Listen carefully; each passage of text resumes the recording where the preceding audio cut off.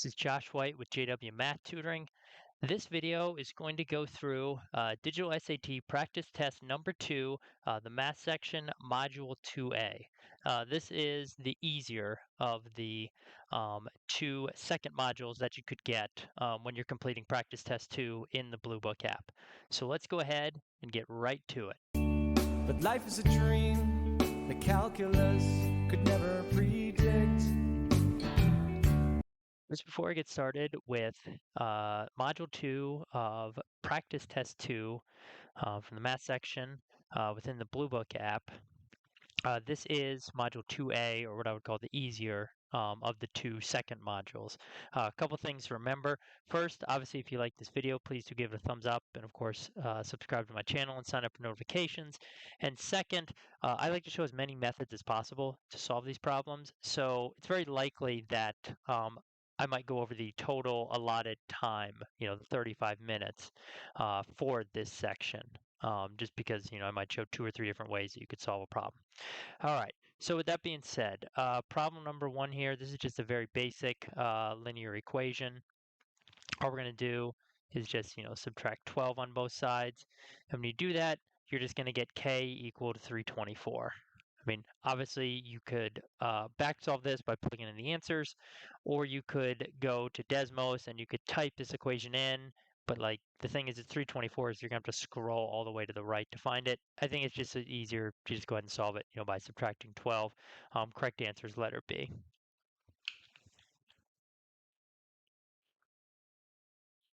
All right, next up, we have a graph, just a basic line graph. And they just want to know in what year was the number of chipmunks the greatest. So obviously, looking at this graph, we can see the high point or the maximum is right here. That corresponds to 1994. So correct answer is, again, letter B, 1994. And that's it. Nothing else you need to do for this problem.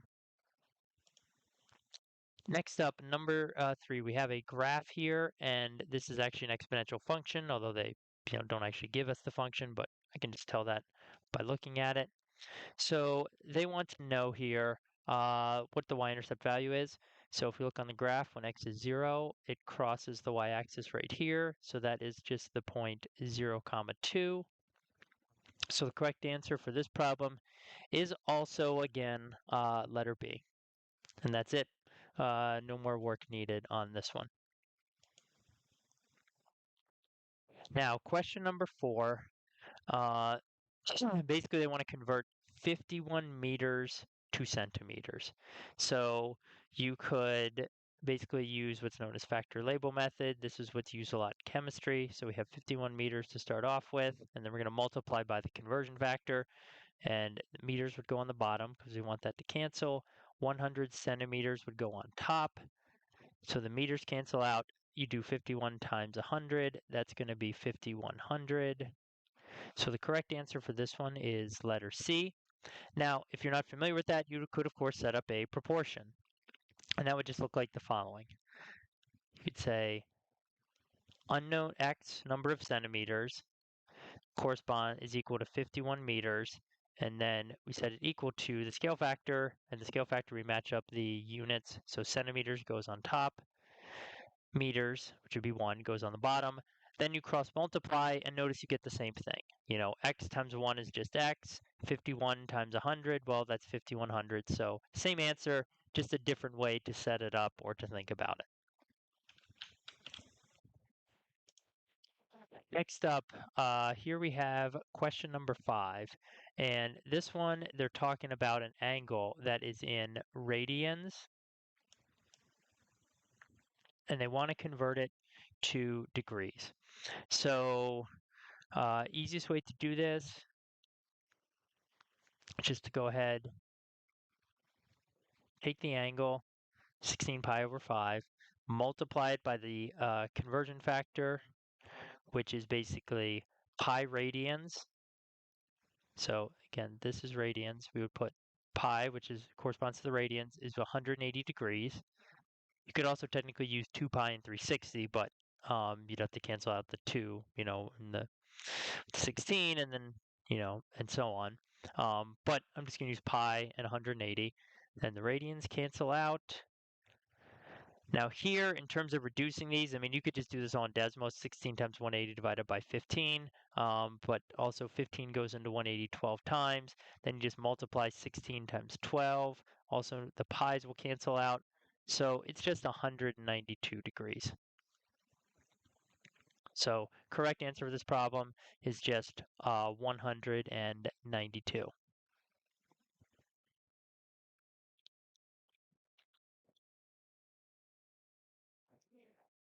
Now, problem number 6, another student produced response.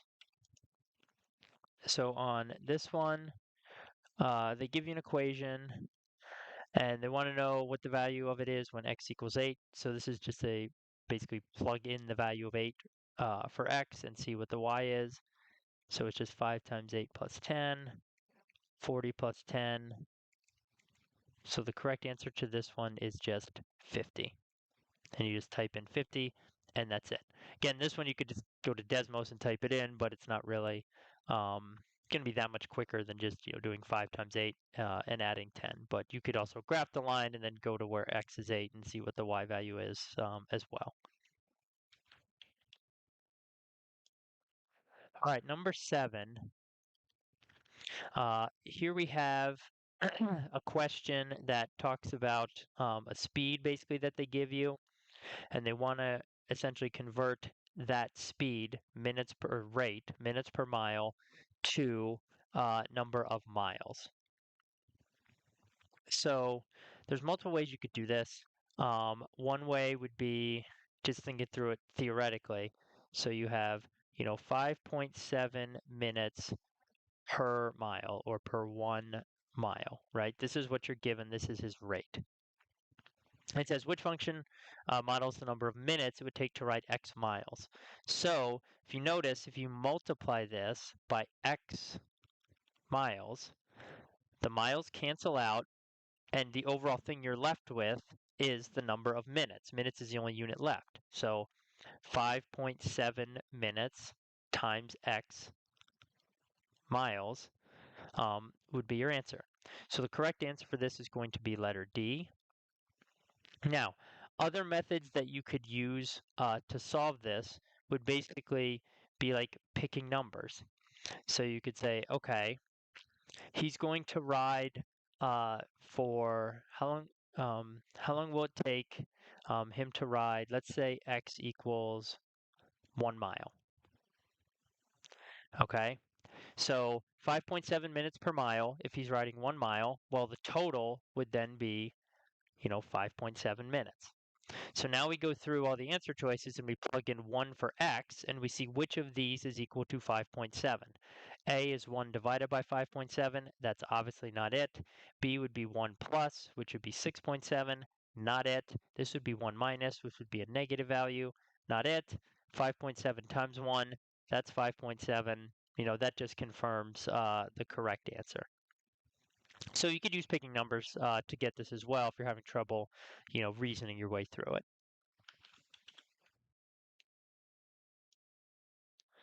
Okay, now for number 8, we have another student produced response, free response type question. So in this one, this person bought 9 storage bins. He used a coupon off the price. The final price after the coupon was $27. What was the original price for 1 storage bin? So basically, you're just going to, think about working this one backwards. Okay, he paid $27 for all the storage bins. So we used the coupon to take off $63. So that means the total price before the discount, before the coupon for the storage bins was $90. How many did he buy? 9 of them. So if we divide that, we see that the total price comes out to $10 for 1 storage bin. And that's it. That's the correct answer. Nothing else to do for that problem. All right, now number 9, we have an absolute value equation and ask for one possible solution. So first I'll just show you the way to solve this by hand, and then I'll show you obviously on Desmos how you can get the answer probably much quicker. So whenever you have an absolute value equation, technically what you do to solve it is you set up 2 equations, The first equation looks like the original, just no absolute value signs. The second one, we get rid of the absolute value signs and we make the right side opposite. In this case, the positive 10 becomes negative 10. And then you solve, so it's just going to be adding 5 to both sides. So there's technically two possible answers for this one. Positive 15 is one answer, negative 5 is the second answer, so you could grid in either. But again, now, if you go to Desmos, you can just type this thing in,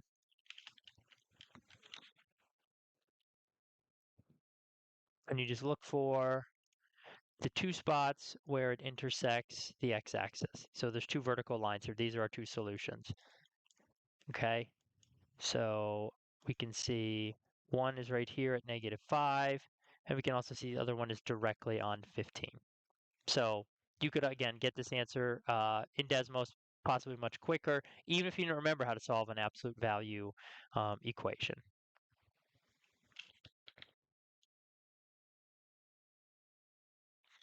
Okay, in number 10, here you have basically a simple word problem, and they're just asking you how to set it up.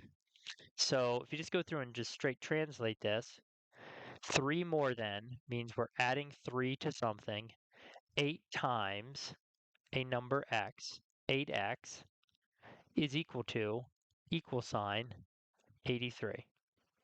And then which equation represents the situation? Looks like it's going to be letter D. 8x plus 3 equals 83. And that's it. I think this is most likely the easiest way to solve it. No need to try to do, picking numbers or anything else.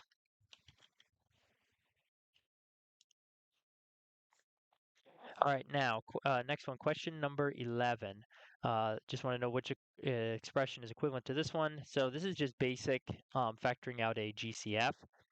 Notice that both terms have an x in common, so if you pull that out, you would get 9x plus 5 inside the parentheses. So the final answer for this one is going to be letter A right here.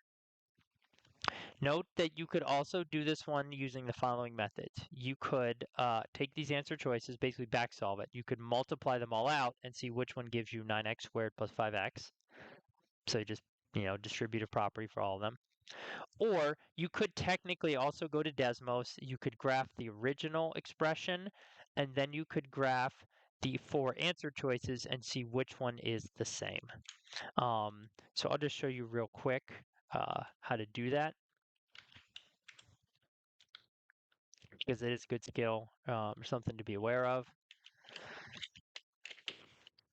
So we've got 9x squared plus 5x right there. Okay, quadratic function or parabola. And now you could just check the others.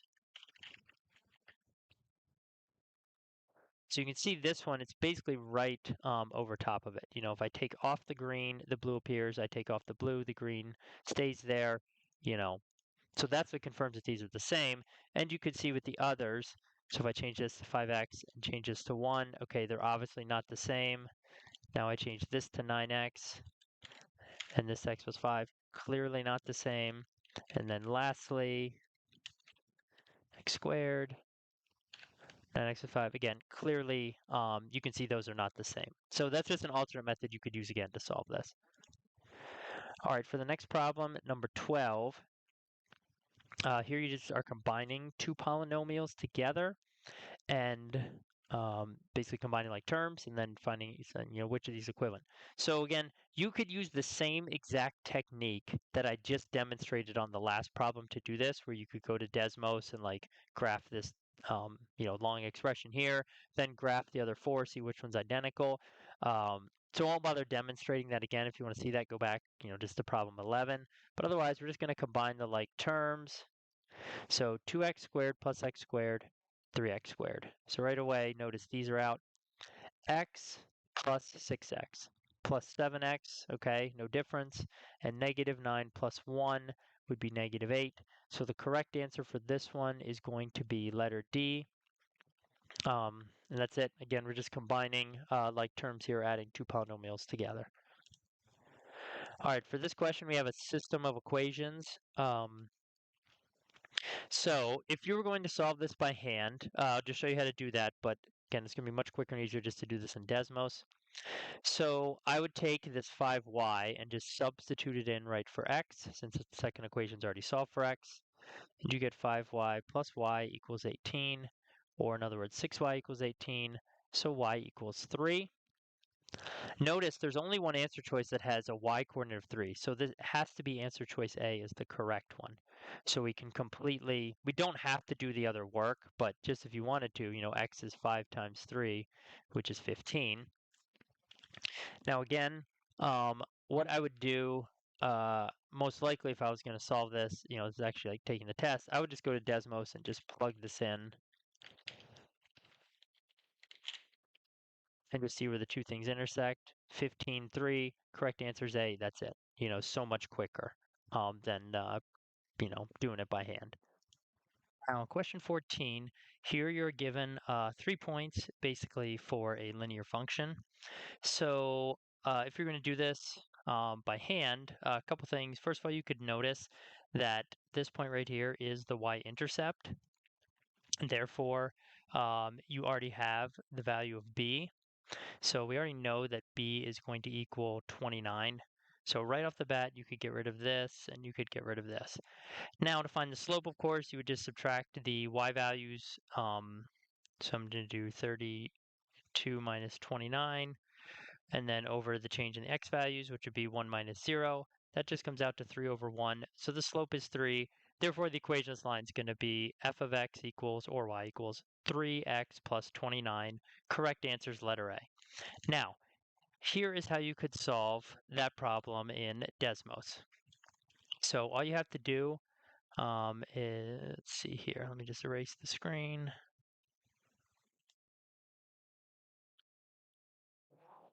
Is add a table. Let's expand this. Put in two of the points. Doesn't matter which two. Could be the first two, last two, first and third, whatever, doesn't matter. And then down here, we're just going to type y1 and then tilde mx x sub 1 plus b. Okay, when you type this in, it gives you the slope and the y-intercept values for the line, or basically for the best fit line for whatever point you put in. And since it's a linear equation, it is the equation of the line. So you can see right there, slope is 3, y-intercept 29, correct answer is A. That's it. You can move on to the next question. All right, number 15. Here we have right triangle. They give you two of the sides. They want to know what the value of the third side is. So this is just basic Pythagorean theorem, because A and B are the two smaller sides. So we're just, doing A squared plus B squared equals C squared. So you can go ahead and add them up. 16 plus 25 is equal to C squared. Notice though, I mean, technically, to solve for C, right, we would square root this. So it's going to be the square root of that, but they don't even simplify it that far. Notice here, they still keep it as just square root of 4 squared plus 5 squared. So in other words, if you put the square root in the first step before even simplifying it, you have the correct answer here. So you don't even have to multiply this out and find, what the actual value is. It's going to be square root of 41. They're just basically you're plugging the 4 and the 5 in, and that's pretty much it. Correct answer here is letter D.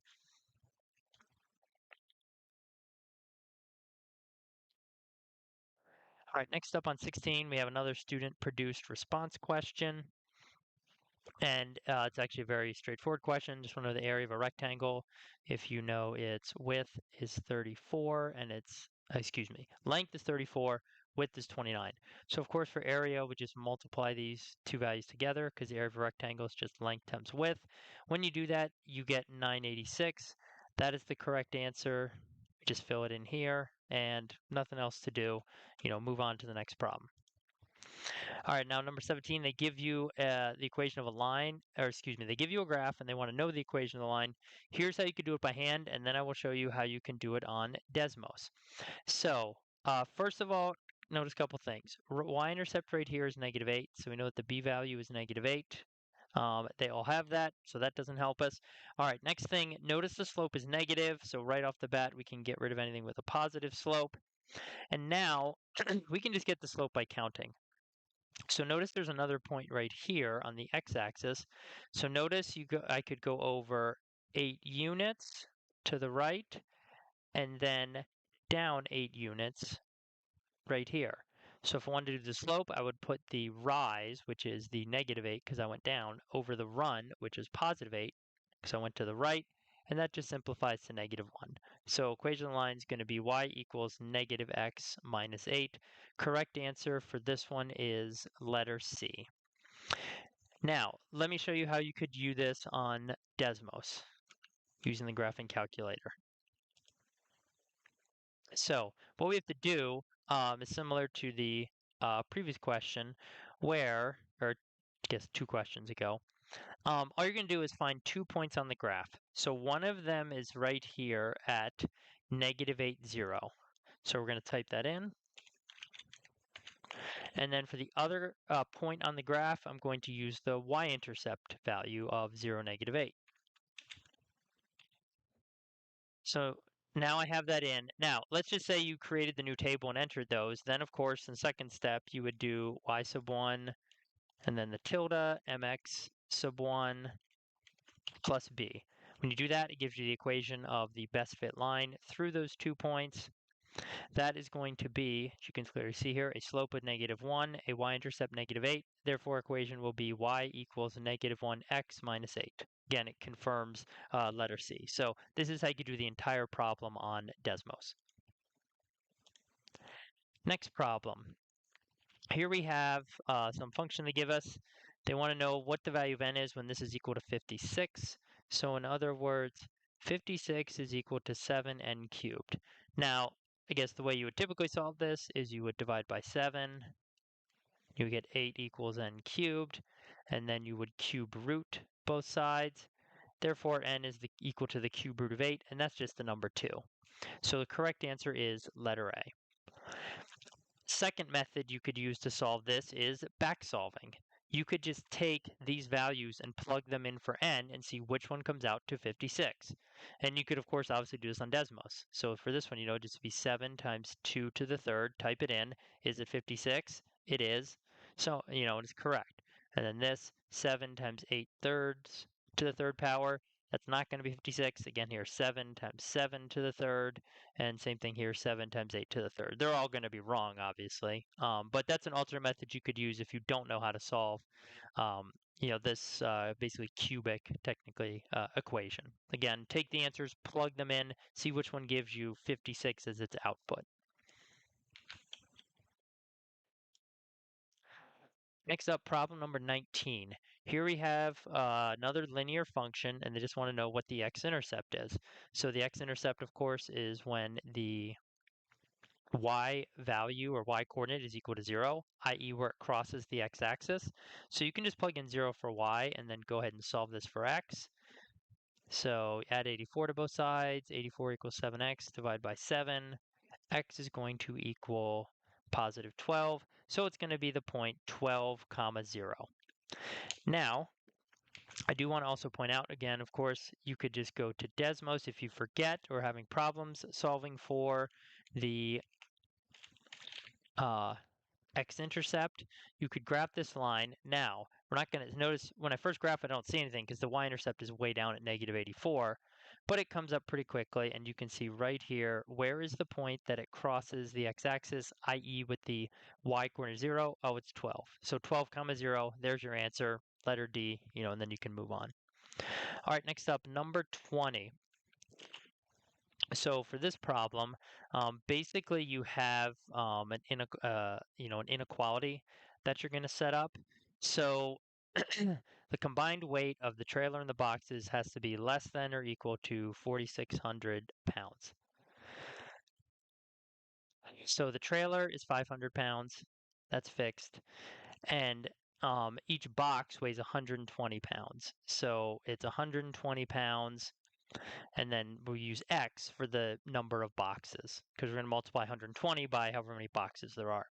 So you could go ahead and solve this. You would subtract 500 on both sides, and then you could go ahead and divide by 120. This is 4100. And what you're going to get is x is less than or equal to 34.167. So the maximum number of boxes that it could tow is going to be A, 34. If you tried to do 35, what would happen is you would plug in 35 for x and you work it out. The number you get on the left side, 35 times 120 plus 500, is going to be more than 4,600. Therefore, it cannot tow 35 boxes in the trailer. The maximum number has to basically be rounded down to 34. And so related to that, an alternate method you could use to this is back solving. So just start off 500 pounds plus 120 times 34. If it's less than 4,600, which it is, then okay, you say, okay, that one works. Then you would move up. And once you find the first answer that does not work, then you basically stop and you go to the one before it. And which is essentially what I described. You would plug in 35 times 120 plus 500. That's going to be more than 4,600. So that would not work. Obviously, 38 and 39 would work. And then you would go back to 34 as your correct answer.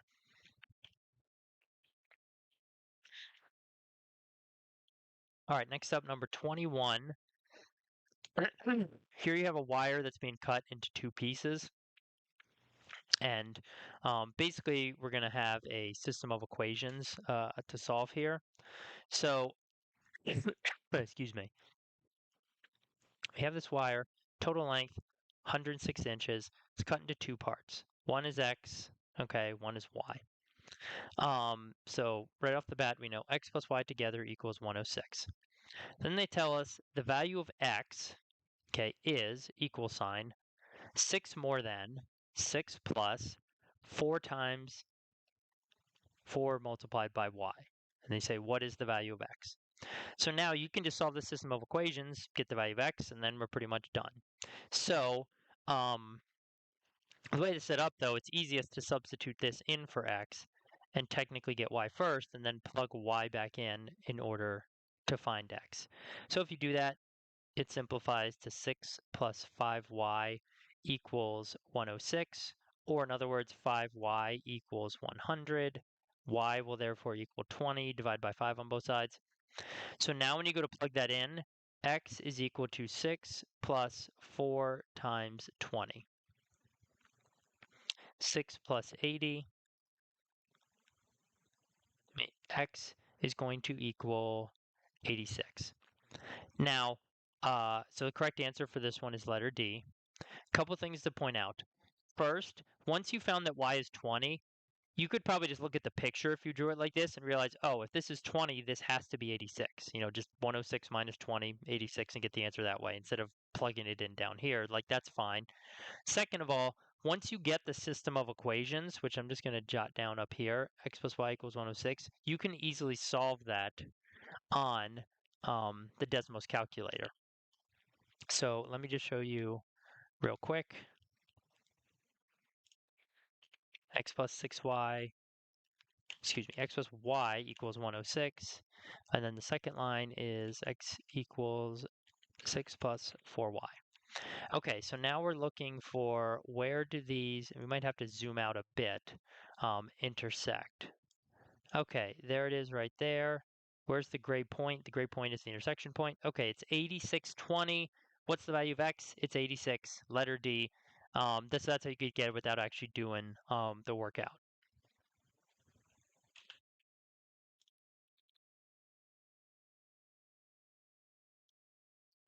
All right, this last question on Module 2A, the easier of the second modules on Practice Test 2 in the Bluebook app. Number 22 deals with two triangles. And so basically, we have ABC, and I would just, if I was working this out, just do a little sketch. And we've got DEF. Okay, B and E are each 27 degrees. So up here, 27 degrees. Up here, 27 degrees. C and F are each 41. Okay, 41 degrees, 41 degrees. So they want to know what additional piece of information is sufficient to determine whether the two triangles are congruent. So for this, you need to know the various methods you can use to prove a pair of triangles congruent. There are technically 5 different methods. We have ASA, we have AAS, we have SAS, we have SSS, and then there's technically also HL, but that only applies to right triangles. Since this is not a right triangle, we can basically ignore that. So notice, so far we only have two angles. So SSS is not going to work because we would need to know all three sides for that. None of the answers give you three side lengths, so ignore that. So we have three possibilities here. You know, we could do ASA, AAS, or SAS. So go through the answer choices. And by the way, it's obviously not D because there's no just AA. That proves them similar, but that does not prove they are congruent, having two pairs of angles congruent. All right, so if we know A, um, well, first of all, we already know what A is because we could just add up to 180. 27 plus 41, 68, subtraction from 180. Um, that would give us three pairs of congruent angles, but that does not prove congruency. Because if you look at all the choices here, there's no AAA.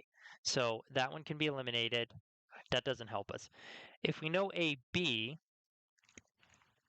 so if we know this, just this side length here, say like this is 5, technically we need to know the value of another side in the second triangle. You know, we need a pair of sides. But the other thing is, um, this would be, I mean, if we knew another pair of sides, we could do AAS, angle, angle, side. But again, we don't know what DE is. We don't know that AB and DE are congruent. That's what we would need to know in order to use, you know, AAS. So it's not going to be this. So by process of elimination, it's going to be letter C. Um, and the reason is, so if you know BC, say whatever, BC is 5, and you know EF is 5, now you can use ASA, angle, side, angle. Pair of angles, pair of congruent sides, um, pair of angles, and the side is between uh, both of the angles. So letter C is the correct answer. Again, it's, you know, it's basically ASA. So that is, like I said, that is all the problems on the module 2A, or the easier of the second modules, on practice test 2 within the Bluebook app. If you have any questions or comments or anything, please do leave them below. Otherwise, check out Module 1 from the same practice test 2 if you haven't done so already, and also the video for Module 2B, the harder of the second modules, on this same test as well for, you know, digital SAT content.